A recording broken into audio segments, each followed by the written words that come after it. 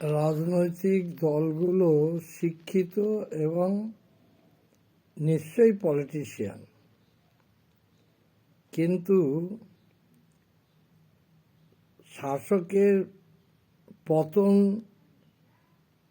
এরা চাইছে, বিভিন্ন ইস্যুতে বিক্ষোভ করছে, মিছিল করছে, আন্দোলন করছে, অবরোধ করছে, কিন্তু নির্বাচনের সময় যেটা খাঁটি লড়াই, সেই লড়াইয়ের সময় সব লেজে গোবর করে ফেলছে। বিজেপি কেন্দ্রীয় বাহিনীর ওপরে নির্ভর করছে, কেন্দ্রীয় সরকারের উপরে নির্ভর করছে, স্বরাষ্ট্র মন্ত্রণালয়ের উপরে নির্ভর করছে, নির্বাচন কমিশনের উপরে নির্ভর করছে। মানুষের উপরে নির্ভর করার ক্ষমতা ওদের নেই, কারণ মানুষ ওদের প্রত্যাখ্যান করেছে। একমাত্র গদি মিডিয়া নির্লজ্জভাবে, অসভ্যতা করে, দায়িত্ব জ্ঞানহীনভাবে সত্যকে ধামাচাপা দিচ্ছে এবং মিথ্যাকে মানুষের সামনে তুলে ধরছে, যেন ব্যাপারটা বিজেপি আর তৃণমূল পশ্চিমবাংলায় লড়াই হবে। আমি বলছি, অনেক দিন ধরে বলে আসছি একই কথা, বিজেপির অবস্থা মানুষের কাছে কাহিল। ওরা একটা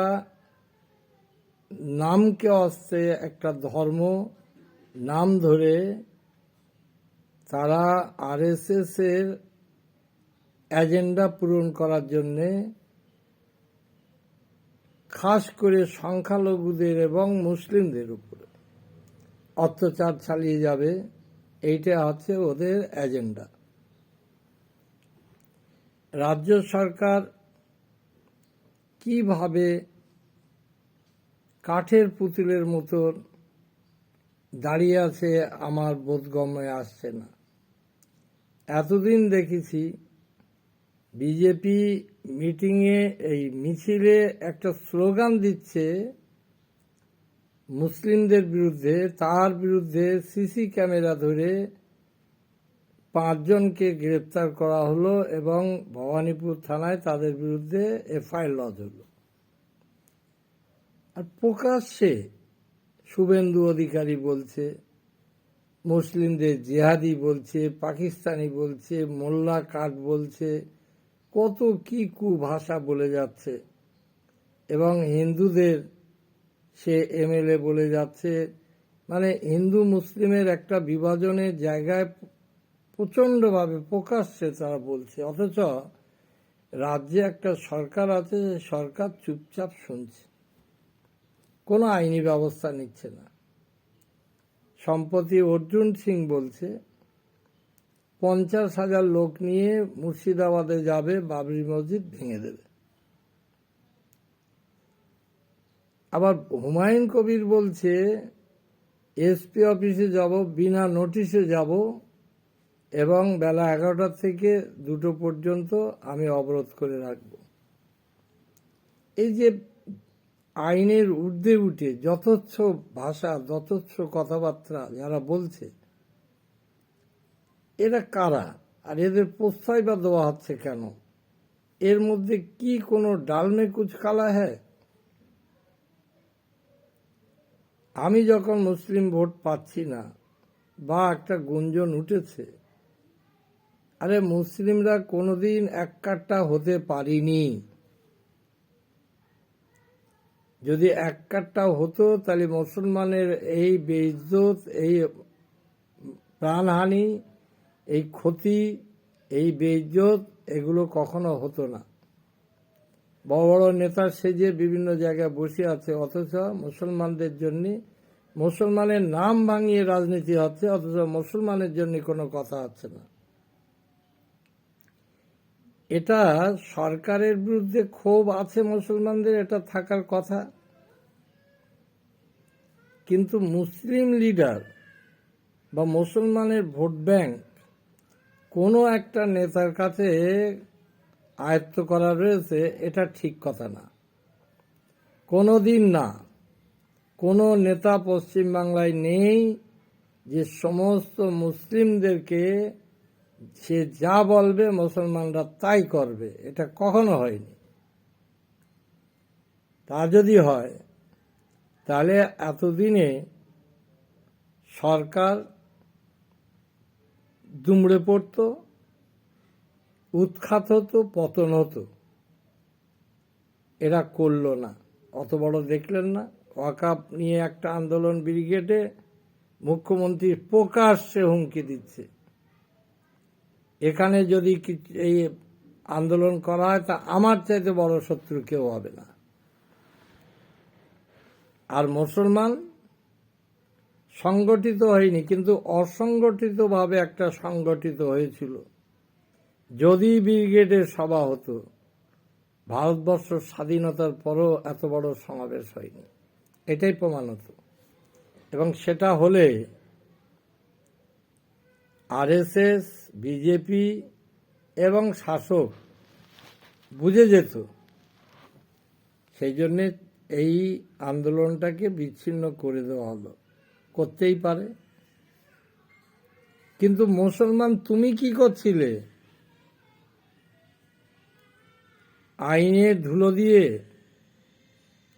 কেন আমরা মুসলমানরা কোনো নোটিশ না দিয়ে আমরা কলকাতায় জমায়েত হতে পারি না? আমাদের তো প্রচারই যথেষ্ট সোশ্যাল মিডিয়ায়। মানে কোটি মানুষের উপস্থিতি হয়ে যেত, জনসমুদ্র, সমুদ্র বলবো না, সাগর বলবো, জনসাগর হয়ে যেত। যাই হোক, মুসলিমদের ভোট কারুর কবজায় পড়ে নেই। যারা মুসলমান করছে তারা মুসলমানদের জন্য কি করেছে কোনো রেকর্ড নেই। সোশ্যাল মিডিয়ায় বকবক করা আর কলকাতার রাজপথে কটা মানুষকে নিয়ে লড়া, তাতে কোনো ফল পাওয়া যায় না। আপনি অনেক বড় বড় সমাবেশ করুন, ভোটের সময় আপনি জিরো পাবেন। এটা পরীক্ষিত, এটা ইতিহাস। এটা আমার 47 বছর রাজনৈতিক জীবনে আমি এটাই দেখে এসেছি। এই বিচ্ছিন্নভাবে জমায়েত একটা হয়, মনে হয় অনেক লোক, এত লোক যখন রয়েছে এর একটা শক্তি আছে, কিন্তু অ্যাকচুয়ালি সে সিপিএম তো যখন তখন 4 থেকে 5 লাখ লোক ব্রিগেড প্যারেড গ্রাউন্ডে সমাবেশ করেই যাচ্ছে, ভোট কই? এর থেকেই তো বোঝা যায়। যাই হোক, যে আলোচনাটা করছিলাম, যে রাজনৈতিক ব্যক্তিগুলো এই বিধানসভা নির্বাচনে যে ভুল পদক্ষেপ নিয়েছে বা নিতে যাচ্ছে, এটা অনেক বড় আত্মঘাতী ব্যবস্থার মধ্যে যাচ্ছে। নিজেরা মরবে, জনগণের ইচ্ছাটাকেও পতন করবে। কংগ্রেস তো বলেই দিয়েছে যে আমরা একলা লড়ব। এটা একটা আত্মঘাতী সিদ্ধান্ত।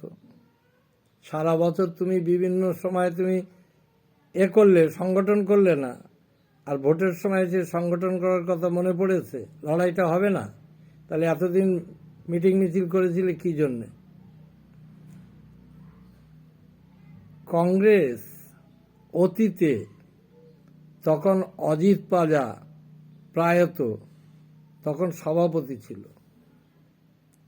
সিপিএমের জামানা পঞ্চায়েত নির্বাচন বয়কট করেছিল। ওই যে বয়কট করলো, সেখান থেকে কংগ্রেসের মানুষগুলো অন্যদিকে চলে গেল এবং সংগঠনটা দুর্বল হয়ে গেল। ঠিক এবারে এই ভোটে একলা লড়াই করা আর না লড়াই করা একই ঘটনা। মালদা মুর্শিদাবাদকে আমি বাদ দিচ্ছি, ওখানে জোট করলে আর না করলে অধীর চৌধুরী তার মতো করে সে করবে কোন।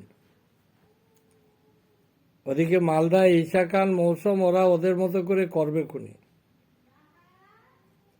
এর জন্য কংগ্রেস পার্টির কোনো কৃতিত্ব না, যা কিছু কৃতিত্ব থাকবে অধীর চৌধুরীর চৌধুরী মহাশয়ের, এবং ঈশা খান চৌধুরী, মৌসুম নূর, এদের কৃতিত্ব থাকবে। বিএ গনি খান চৌধুরী, তার কৃতিত্ব থাকবে। সাবধানে চলতে হবে। বিরোধী ভোট বিজেপিকে পতন করতে হবে, উৎখাত করতে হবে, উপড়ে ফেলতে হবে। আর রাজ্য সরকার টিএমসিকে পতন করতে হবে। এটা অত সহজ না। সেই জন্য বিজেপির সঙ্গে টিএমসির যেখানে লড়াই হবে, পরিষ্কার কথা, যদি দেশকে ভালোবাসেন, বাংলাকে ভালোবাসেন, তাহলে হাজার দোষ করলেও টিএমসিকে ভোট দিতে হবে। আপনি আমায় বলুন, আমি দালাল, আমার কোনো অসুবিধা নেই। এই সত্য পর্যালোচনাটা আমি আপনাদের সামনে পেশ করছি। আবার টিএমসির সঙ্গে বাম জোটের যেখানে লড়াই হবে, সেখানে বাম জোটকেই ভোট দিতে হবে। এই এজেন্ডাটা বাংলার মানুষকে আঁকড়ে ধরতে হবে। এটা আমি বলেই যাচ্ছি, করেই যাচ্ছি সোশ্যাল মিডিয়ায় আপনাদের, এবং অনেক অনেক ভিউ আসছে আমি দেখছি, এবং মানুষ আমার এই কথাটা তাদের পছন্দ হয়েছে বলেই তারা ভিউ দিয়ে যাচ্ছে, লাইক করছে, শেয়ার করছে।